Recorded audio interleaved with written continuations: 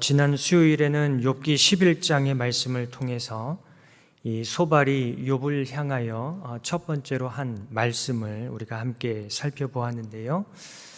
오늘 말씀은 소발의 말에 대한 욥의 답변을 일부분 이렇게 발췌해서 함께 읽었습니다. 사실 소발의 이 말에 대한 욥의 답변은 욥기 12장 1절부터 13장 19절까지 나와 있는데요. 앞서 욥기 11장에서 소발은 굉장히 강한 어조로 욥에 대해서 나무라고 있습니다. 그 내용이 이렇습니다. 네가 흠이 없다고 우기지 좀 마라. 너 언제까지 이렇게 너 흠이 없다고 우길 것이냐? 너의 죄인됨을 잊었느냐?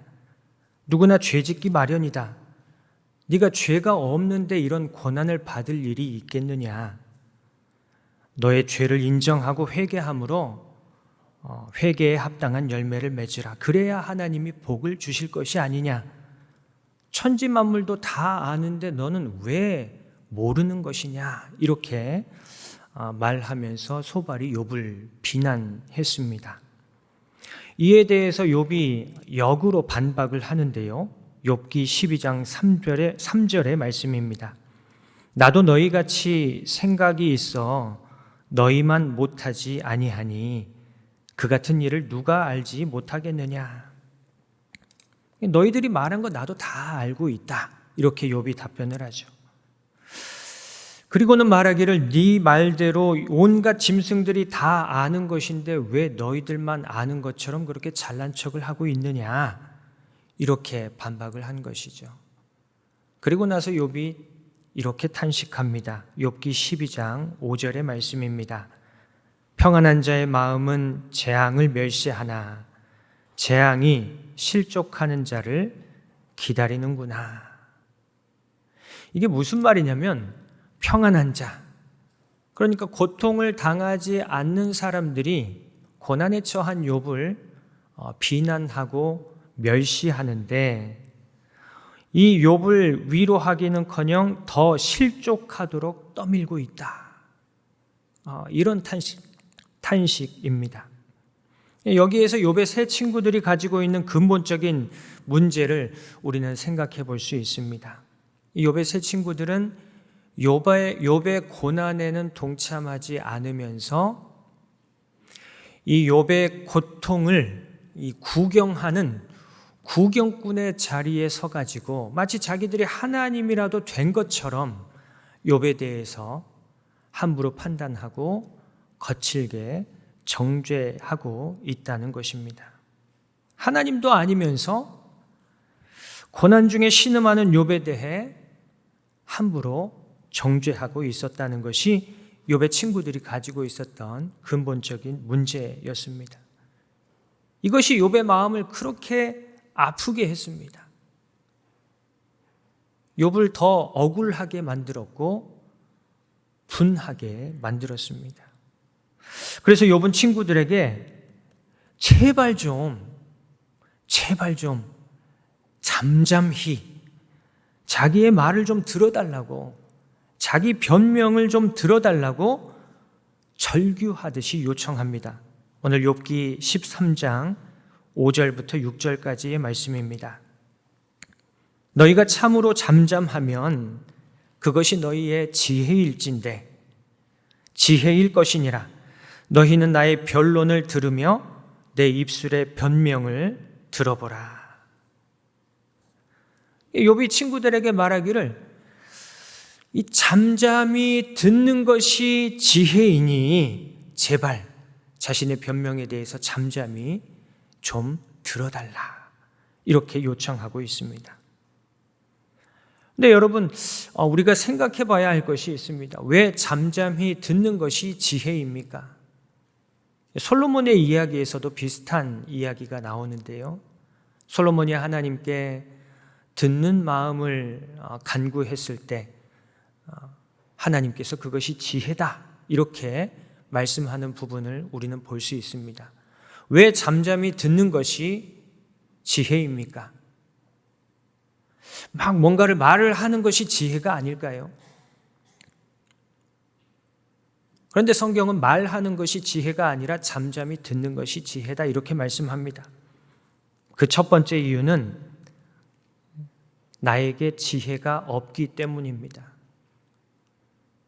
여러분, 내 안에 지혜가 있습니까? 없습니까? 성경은 내 안에 지혜가 없다고 말씀합니다. 만약에 내 안에 지혜가 있다면 더 이상 우리는 들을 필요가 없을 것 같습니다. 듣지 않아도 되겠죠. 내 안에 지혜가 가득하기 때문에 더 이상 들을 필요가 없습니다. 그러나 내 안에 지혜가 없기 때문에 잠잠히 듣는 것이 지혜다 이렇게 말씀하고 있습니다. 여러분, 내 안에 지혜가 없다면 그렇다면 내 안에 무엇이 있습니까? 성경은 내 안에 무지와 어리석음이 있다고 말씀합니다. 그러므로 자꾸 입을 열어서 말을 하게 되면 무엇이 드러난다는 거예요? 나의 무지와 어리석음이 자꾸만 드러나게 된다고 말씀하고 있어요. 그래서 성경은 우리에게 말하기를 더디하고 무엇을 속히 하라고 말씀해요? 듣기를 속히 하라 이렇게 말씀하고 있습니다.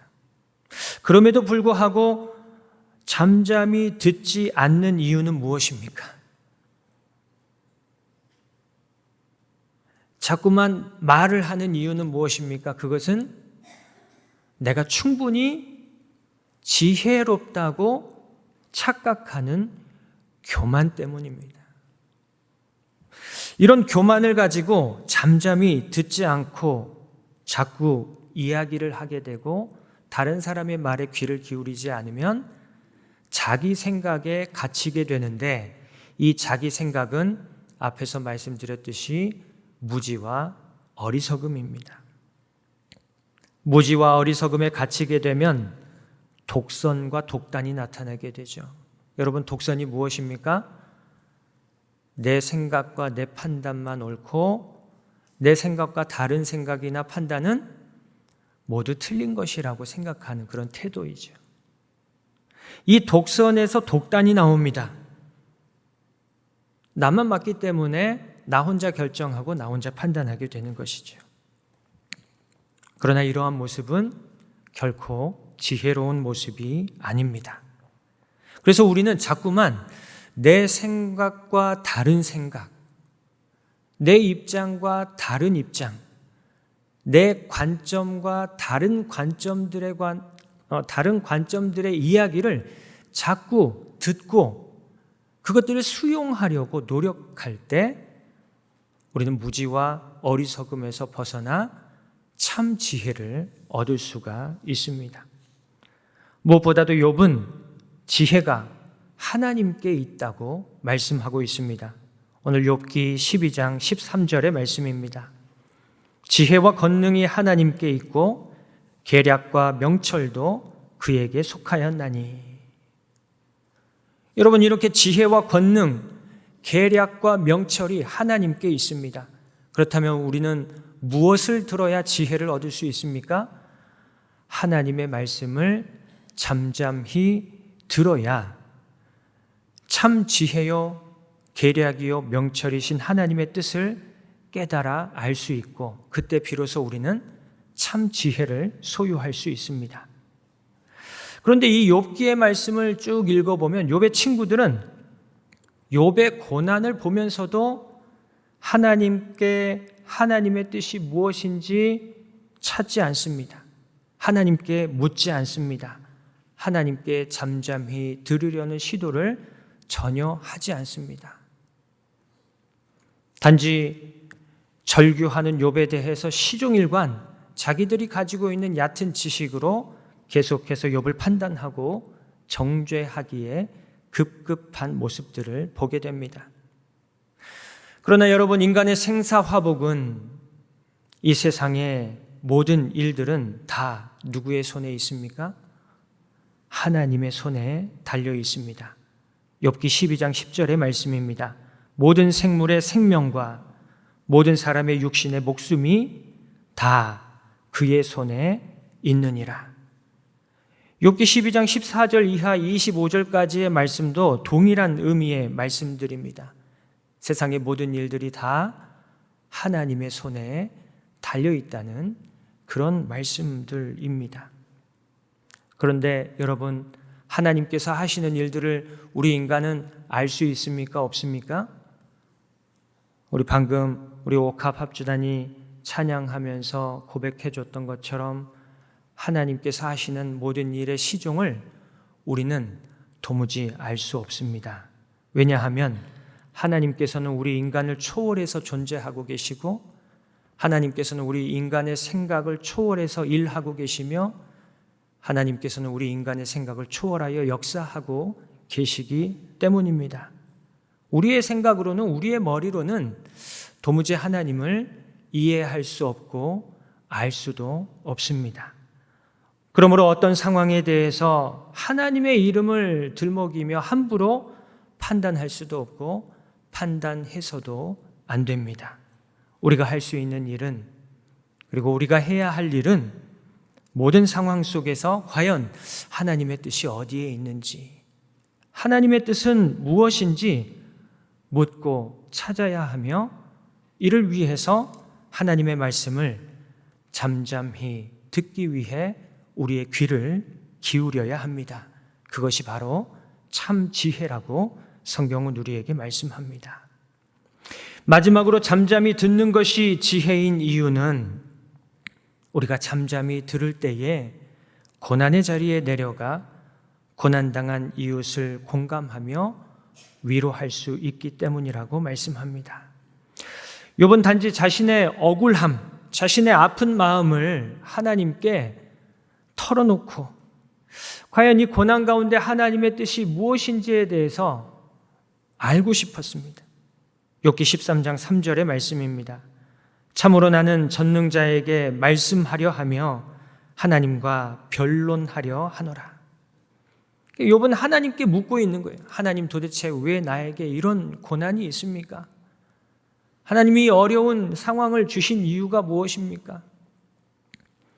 그러나 욥의 친구들은 마치 하나님을 위한 변호인이라도 되는 것처럼 하나님께서는 아무런 문제가 없으시고 욥이 당하는 모든 고난은 욥의 죄 때문이라며 욥을 정죄했습니다.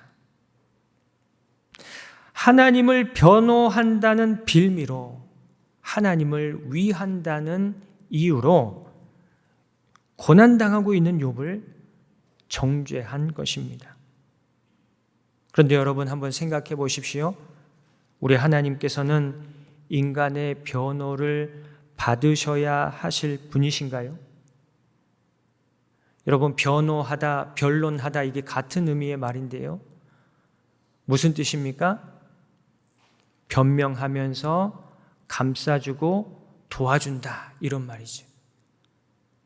무죄를 주장하다, 이런 뜻의 말들입니다.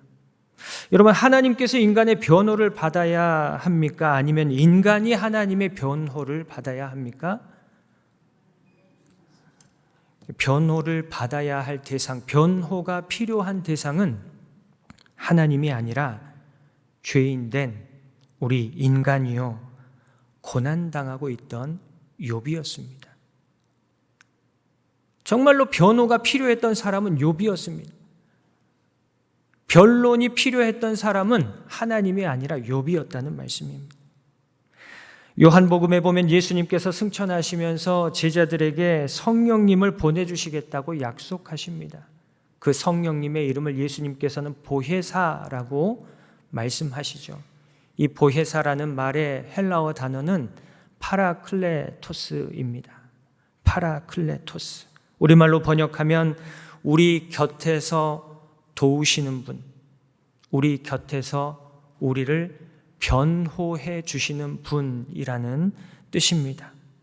예수님께서는 약속대로 보혜사 성령님을 보내주셔서 연약하고 부족하고 죄인된 우리 곁에서 우리를 계속해서 변호해 주고 계십니다. 이렇게 연약하고 부족한 죄인인, 그래서 하나님께 변호를 받아야 할 우리 인간이 감히 하나님을 변호할 수 있겠습니까? 그래서 욥이 친구들에게 이렇게 말합니다. 욥기 13장 7절로 8절의 말씀입니다. 너희가 하나님을 위하여 불의를 말하려느냐? 그를 위하여 속임을 말하려느냐? 너희가 하나님의 낯을 따르려느냐? 그를 위하여 변론하려느냐? 이런 뜻입니다. 너희가 하나님을 위한다는 핑계로 언제까지 허튼 소리를 할 것이냐? 너희가 감히 하나님을 변호할 수나 있단 말이냐? 그런 불의와 속임은 이제 그만하고 잠잠히 나의 변론을 들어달라. 나를 좀 변호해달라. 그러니까 욥이 친구들에게 원했던 것은 다른 것이 아니었어요. 고난당하고 있는 자기를 좀 변호해달라는 거예요.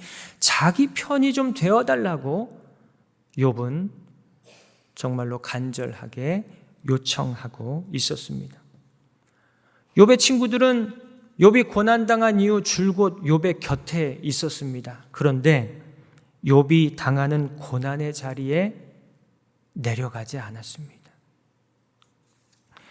고난당하는 욥을 변호한 것이 아니라, 고난당하고 있는 욥의 편을 들어준 것이 아니라 하나님을 위한다는 핑계를 대면서 욥을 정죄하고 욥에 대해 멸시하고 욥의 고난을 구경하고 있었습니다. 여러분, 이런 친구들의 모습을 보면서 하나님께서 기뻐하셨을까요? 욥기에 관한 참고도서로 우리 담임 목사님께서 선정해 주신 책에 이런 글이 실려 있었습니다. 예수님이 십자가에 못 박히실 때 교수들은 학문적으로 따지고 목사들은 설교하고 성도들은 감동하지만 그들 중 누구도 십자가의 자리, 고난의 자리로 나아가지 않는다. 이 글을 읽는데 굉장히 이 마음의 울림이 컸습니다. 다시 한번 읽어드리겠습니다.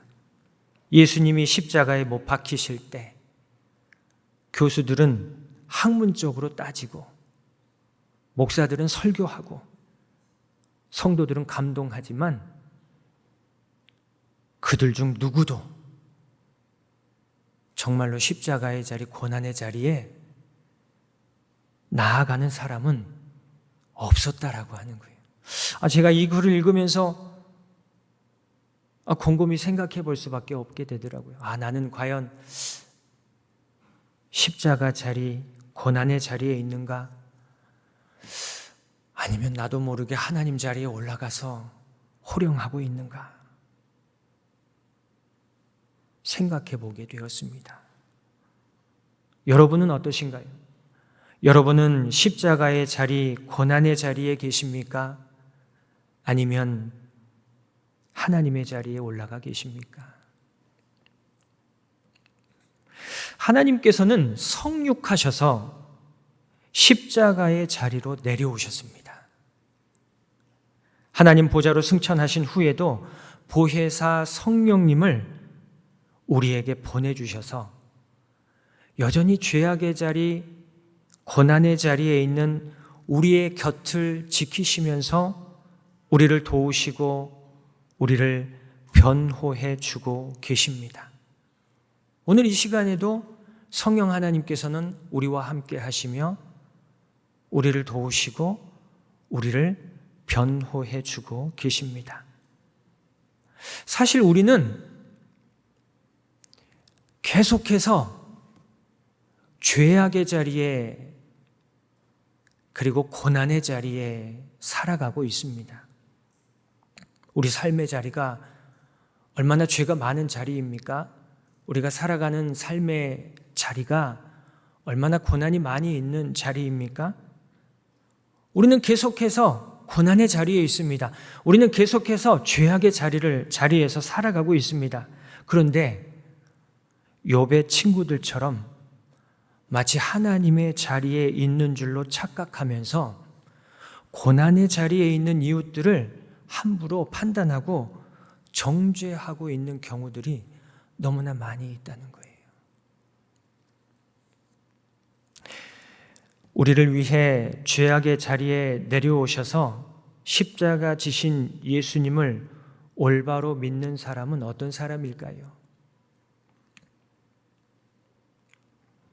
오늘 욥이 친구들에게 간청하는 것처럼 잠잠히 듣는 지혜를 가지고 예수님처럼 또 보혜사 성령님처럼 죄악의 자리, 고난의 자리에서 고난에 처해 있는 이웃들의 곁을 지키며 그들의 아픔을 공감하고 또 그들의 편이 되어주고 그들을 위로하고 그들에 대해서 변호해주는 사람이 바로 예수님을 올바로 믿는 참 믿음의 사람이지 않을까, 그런 생각을 해보게 됩니다. 그런 의미에서 우리 신한교회는 함께 신앙생활하는 우리 성도들 간에 서로 편이 되어줘야 할까요? 아니면 서로 손가락질하며 서로 싸워야 할까요? 하나님께서 우리의 편이 되어주시는데 우리도 서로에게 편이 되어줘야 하지 않을까요? 그런 의미에서 옆에 계신 분에게 한번 이렇게 이야기해 볼까요? 제가 당신의 편이 되어주겠습니다.